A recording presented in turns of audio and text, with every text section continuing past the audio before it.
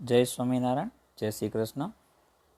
GOC lecture 3માં આપનું હાર્દિક સ્વાગત છે મિત્રો. આગળ આપણે લેક્ચર 1 અને 2માં 1 થી 10 સુધીના એમસીક્યુનું સોલ્યુશન જોયું.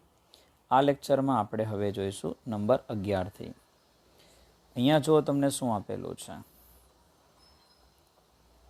ધ ફંક્શનલ ગ્રુપ એટલે કે ક્રિયાશીલ સમૂહ પ્રેઝન્ટ ઇન કાર્ટેશિયન આર, મતલબ આ જે નીચેનું બંધારણ આપેલું છે એમાં કયા કયા ક્રિયાશીલ સમૂહ રહેલા છે.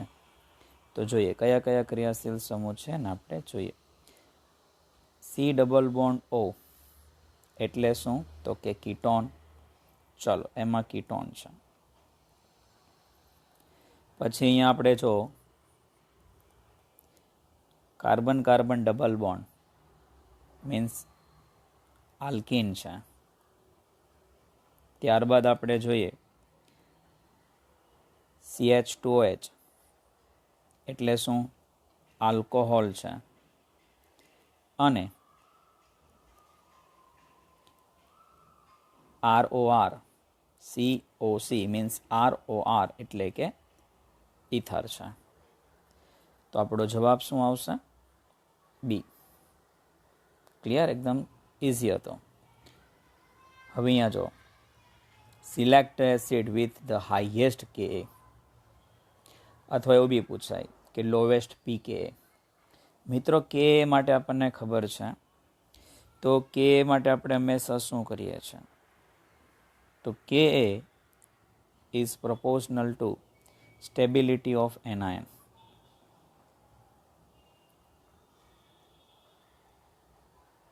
સ્ટેબિલિટી ઓફ એનાયન એટલે કે જેમ જે ઋણ વીજભાર બને છે H+ દૂર થયા બાદ ઓક્સિજન પર જે નેગેટિવ ચાર્જ આવી રહ્યો છે એ સૌથી વધારે સ્ટેબલ બનશે, એ ઇઝીલી H+ ડોનેટ કરશે. એવું આપણે લાસ્ટ લેક્ચરમાં પણ જોયું હતું. તો અહીંયા તમારે એ જોવાનું છે કે કયો એનાયન સૌથી વધારે સ્ટેબલ છે. તો મિત્રો અહીંયા તમે જુઓ તો દરેકની અંદર કોમન તો આ વસ્તુ તમને જોવા મળી જ રહી છે. મતલબ સેમ ટુ સેમ અહીંયા રેઝોનન્સ તો થઈ રહ્યા છે. તો હવે આપણે ડિસિઝન કોનાથી લેશું, આપણે ઇફેક્ટ. તો અહીંયા જો CH3 જે છે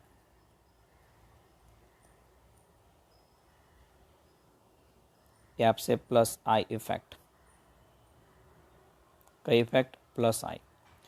અહીંયા જો ClCl વાળી માઇનસ આઈ ઇફેક્ટ.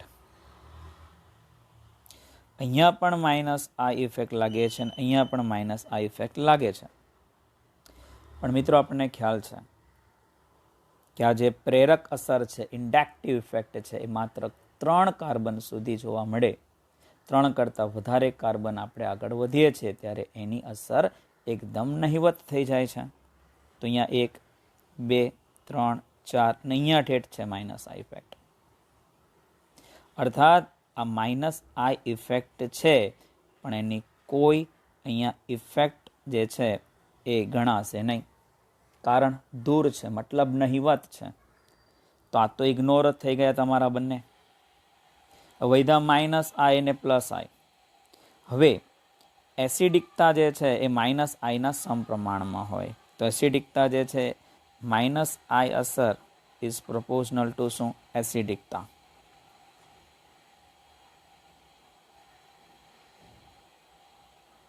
ઓકે, એટલે કે ભાઈ આની અંદર એસિડિકતા કોની વધારે હોય, માઇનસ આઈ ઇફેક્ટ. તો આવશે બી, બોમ્બે. જેની એસિડિકતા વધારે હશે એનું Ka નું મૂલ્ય પણ વધારે હશે અને એનું pKa વેલ્યુ એ સૌથી ઓછી હોય. તો આપણો આન્સર શું આવશે, બી. ક્લિયર મિત્રો? ચાલો next. Most stable carbocation among the following is. Most stable કીધું છે, સૌથી વધારે સ્થાયી કાર્બોકેટાયન. તમને મિત્ર ખ્યાલ છે કાર્બોકેટાયનની સ્થિરતા 3 ડિગ્રી, 2 ડિગ્રી અને 1 ડિગ્રી. ક્લિયર? ચાલો, પણ કાર્બોકેટાયન જે છે આ 3 ડિગ્રી કેમ સૌથી વધારે સ્થાયી હોય, 2 ડિગ્રી કેમ એનાથી ઓછો સ્થાયી હોય, અને 1 ડિગ્રી કેમ એનાથી પણ ઓછો સ્થાયી હોય? તો હાઇપર કોન્જ્યુગેશન દ્વારા કાર્બોકેટાયનને સ્ટેબિલિટી મળે છે. કોના દ્વારા? હાઇપર કોન્જ્યુગેશન દ્વારા. અને હાઇપર કોન્જ્યુગેશન જે છે એ કોના સમપ્રમાણમાં હોય? તો કે નંબર ઓફ આલ્ફા હાઇડ્રોજન. તો અહીંયા આપણે એક જ વસ્તુ જોવાનું છે કે જો એના આલ્ફા હાઇડ્રોજનની સંખ્યા સૌથી વધારે હશે તે સૌથી વધારે હાઇપર કોન્જ્યુગેશન આપશે અને એને કારણે કાર્બોકેટાયન સૌથી વધારે સ્ટેબલ થશે. તો હવે સવાલ થાય કે ભાઈ આલ્ફા હાઇડ્રોજન કોને કહેવાય? તો કે આલ્ફા કાર્બન પર રહેલા હાઇડ્રોજનને આલ્ફા હાઇડ્રોજન કહે છે. હવે બીજો સવાલ કે આલ્ફા કાર્બન એટલે શું? તો જો આ પ્લસ આપણે અહીંયા છે કાર્બોકેટાયન, તો એક્ઝેક્ટ એની બાજુવાળા જે છે એ બધા કેવા આવશે? આલ્ફા. તો alpha carbon, alpha carbon, alpha carbon. અહીંયા આલ્ફા કાર્બન, આલ્ફા કાર્બન. આમાં તો આલ્ફા કાર્બન છે જ નહીં, આની અંદર એક આલ્ફા કાર્બન. તો હવે એ વસ્તુ વિચારો કે આલ્ફા કાર્બન પર હાઇડ્રોજન સૌથી વધારે ક્યાં છે? તો અહીંયા આપણે ગણીએ એમાં આલ્ફા, અહીંયા 3, 3 અહીંયા 4, 5, 6 અને 7. તો આમાં આલ્ફા હાઇડ્રોજનની સંખ્યા થઈ ગઈ 7. એમાં બીમાં અહીંયા 3 ને અહીંયા 2, 3 ને 2 5. આલ્ફા હાઇડ્રોજન થઈ ગયા 5. રેડી? અહીંયા આ કાર્બન પર હાઇડ્રોજન એક જ હશે, તો આલ્ફા હાઇડ્રોજન થઈ ગયા 1. અને આમાં આલ્ફા કાર્બન જ નથી, તો આલ્ફા હાઇડ્રોજન કઈથી આવે? તો કે 0. તો મેક્સિમમ આલ્ફા હાઇડ્રોજન તમને કોનામાં જોવા મળે છે? તો કે એમાં. તો સૌથી વધારે સ્ટેબલ પણ કોણ થશે? એ.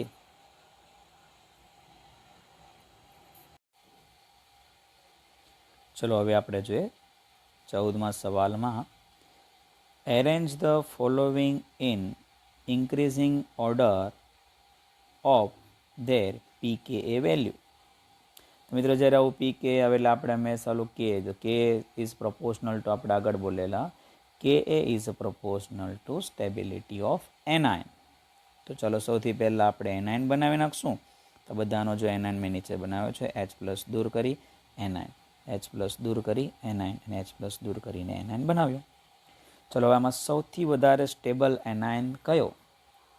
પહેલામાં તમે જો ત્યારે પહેલામાં તમને 3 ઇક્વલ RS જોવા મળે છે.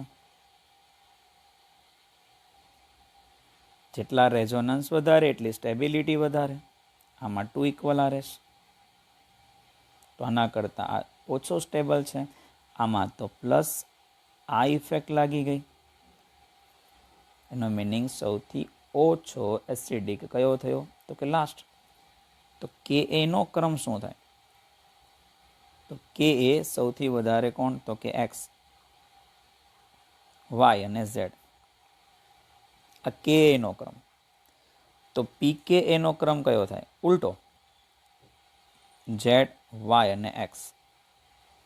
પણ અહીંયા તમને સવાલમાં કીધું છે કયા ઓર્ડરની અંદર કીધું છે? ભાઈ ચડતા ક્રમમાં કીધું છે.